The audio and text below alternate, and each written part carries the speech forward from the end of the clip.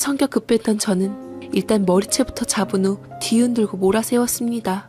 오늘 억센 손맛 한번 봐라라는 심정으로 반백살 손길을 맞봐주니 상간녀는 바둥바둥거린 채 도와달라고 비명을 지르더군요. 그러자 남편 놈이 다가와 동영상을 찍고 있는 게 아니겠습니까?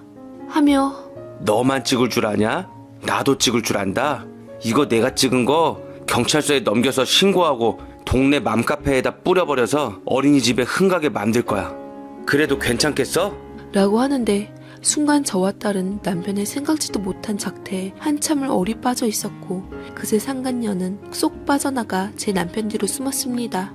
바람핀 거 들켜서 싹싹 빌어도 시원찮을 판국에 적반하장도 유분수지. 지금 뭘 찍어요? 하도 기가 막히고 어이가 없어 남편을 두 손으로 확 밀쳐버렸습니다. 종이장처럼 쓰러진 남편을 부축하는 간명인 상간녀는 울며 불며 제게 뭐 이런 무식하고 못 배운 여자가 어린이집 원장이래? 이거 완전 길바닥에 뒹구는 똥개 아냐? 우리 자기 인생 불쌍해서 어떡해. 저 여자랑 여태 금쪽 같은 청춘을 낭비했으니 라고 혀를 끌끌 차더군요. 눈이 뒤집힌 저는 양팔을 치켜 올려 여자에게 뺨을 쳤습니다. 야, 나야말로 네가 왜 이혼한 줄 알겠다. 돈 빚진 거 그거 남편이 남긴 빚이 아니라 상간녀 위자료들 아니냐? 자식 키우는 여자가 부끄럽지도 않아? 그 벌 다 어디다가 받게 하려고 그러냐? 하늘 무서운 줄 알고 날뛰어 이거 사!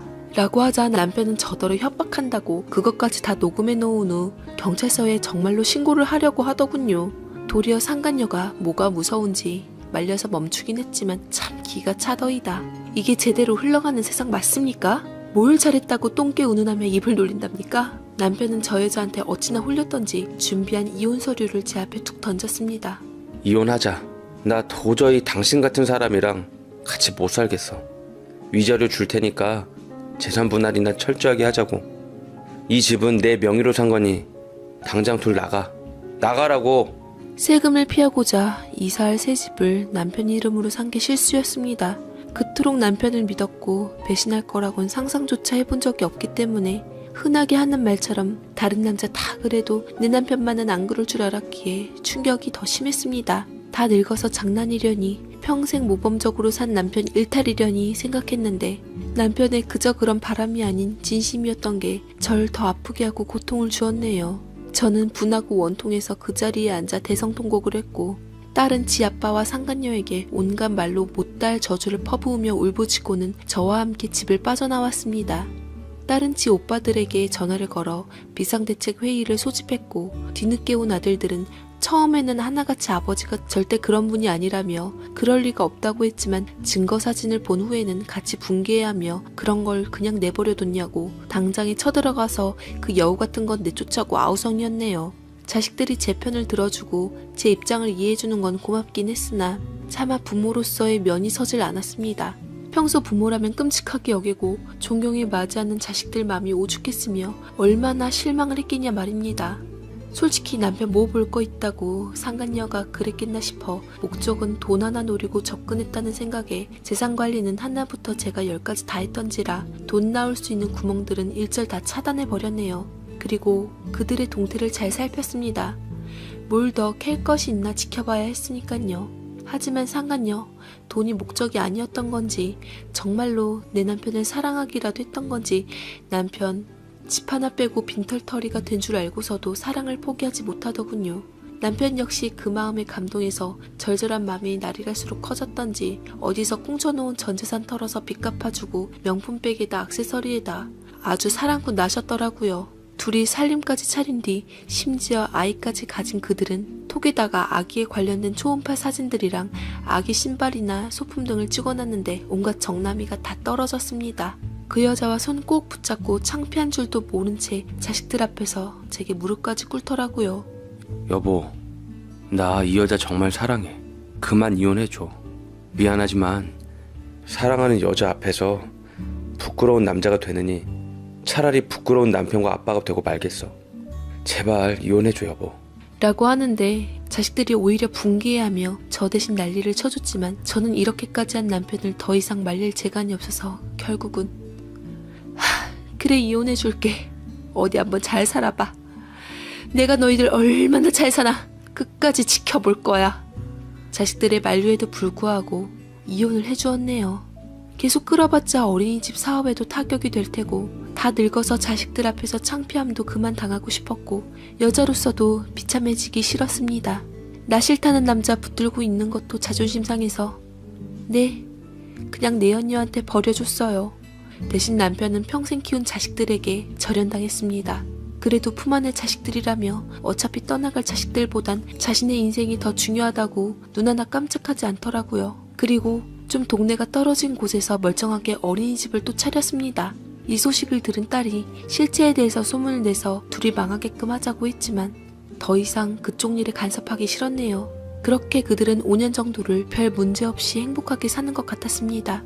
그 둘 사이에 아기도 태어나고 사업도 잘 되는 것 같았고 남부러울 것이 없을 것 같았죠.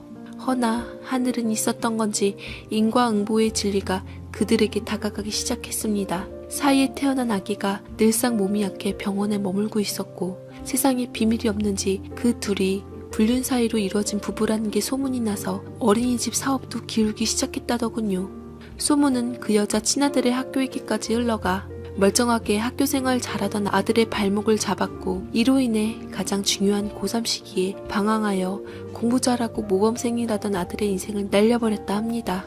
그 아들은 이를 두고두고 원망했는지 밖에서 방탕한 생활을 하며 거금의 사채를 써서 지 엄마한테 떠넘겨 결국 어린이집을 문 닫게 만들었고 그 후 남편이 돈을 영혼까지 끌어모아 친구들과 함께 사업을 벌였는데 사업 역시 잘 안 되어 살고 있는 아파트까지 넘어가 버려 상간녀와 남편은 그리 순탄하게 살지는 못하게 되었습니다.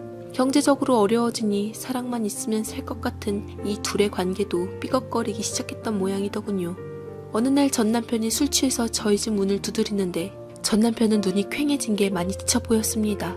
울며 불며 제게 매달리더라고요. 여보, 내가 다 잘못했어. 나 조강지쳐 버린 벌 받나 봐. 여자라고는 당신밖에 안 만나고 결혼해서 다른 여자한테 그저 호기심이 생겼던 건데 그걸 내가 사랑이라고 착각했던 거였어. 내 자식 버리고 남의 자식 키우려니 미치겠더라고. 지금 있는 자식은 아픈데 내가 해줄 것도 없고 그냥 나 예전처럼 당신하고 별 걱정 없이 우리 애들이랑 행복하게 살고 싶어. 그냥 한 번 실수 용서해주고 우리 다시 시작하면 안 될까? 라고 술 기운의 얘기를 하는데 저는 그 남자한테 뭐라 할 것도 대꾸할 가치도 없어 그 남자의 휴대폰에 내 인생 망친 왼수라고 저장된 상간녀한테 전화를 걸어서 밖에 놔둘 테니까 당장 네 남편 데려가서 이 근처 얼씬도 못하게 해. 더 이상 니들로 인해서 피해받고 싶지 않으니까 라고 못 박아놓고 끊었습니다. 술 취한 남편을 현관문 밖에 내다 놓으니 몇 시간이 지난 후 밖에 그 여자 목소리와 전 남편 술 취한 소리가 얽혀서 한참 소란스럽다가 사라지더군요. 저는 자식들의 권유로 행여 혼자 사는데 그것들에게 피해를 또 받을까 싶어 다른 곳으로 이사를 가버렸고 그 이후로 만나질 못했네요. 딸 말로는 운영하는 어린이집으로 딱 한 번 남편이 찾아왔다던데 이미 저는 손 뗀 뒤고 딸이랑 사위랑 같이 운영하고 있는 걸 보고 돌아갔다 합니다. 어거지로 밀어붙일 만큼 철면피는 아닌지라 딸조차 그 이후로 아버지를 볼 일은 없었다더군요. 요새는 저 혼자 사는 게 딱했던지 주위에서 제게 재혼 자리를 자꾸 알아봐 주겠다는데 괜찮다며 계속 물리고 있는 중입니다. 남편 이후로 남자는 거들떠도 안 봤는데 저도 사람인지라 외롭긴 합니다만 워낙 제 천성이 고지식해서 자식들 앞에서는 다른 남자들 만났다는 게 체면도 안 서고 부끄럽고 하네요. 가끔 남편과 함께 지냈던 시간들이 떠오르고는 해요. 자식들이랑 여행도 가고 즐거운 시간도 갖고 그때가 참 행복하고 눈물이 날 정도로 그립습니다. 남편이 바람만 피지 않았다면 우리는 지금도 행복했을 텐데 돌이킬 수 없는 강을 건너버린 남편이 무척이나 원망스럽네요.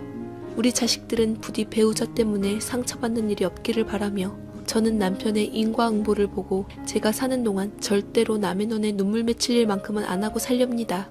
제 사연 읽어주셔서 감사합니다.